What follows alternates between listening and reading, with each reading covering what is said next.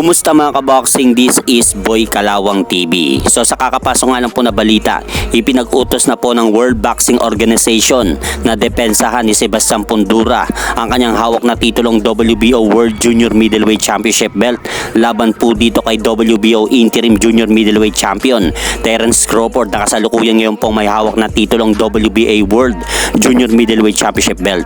At binibigyan nga lang po ng pamunuan ng World Boxing Organization mga idol ang magkabilang kampo nila Terence Crawford at Sebastian Fundora ng 30 days upang pag-usapan at magkasundo sa kanilang magaganap na unification fight na dalawa upang maiwasan nga pong humantong sa force bid ang kanilang darating na laban. Pero sa tingin ko po dito mga idol, hindi na po nila papahantungin sa force bidding ang kanilang magaganap na laban dahil kapwa pares nga po nilang gusto mangyari ang kanilang unification fight na dalawa.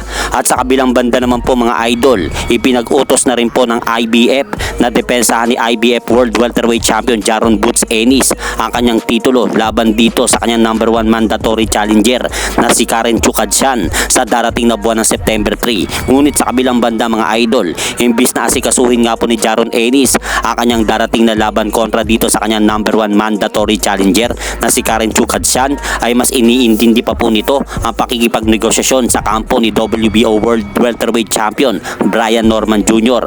para sa kanilang unification fight na dalawa. Kaya ang mangyayari nga po dito mga idol, mag-step aside po muna itong si Karen Chukadshan para sa darating na laban ng dalawa.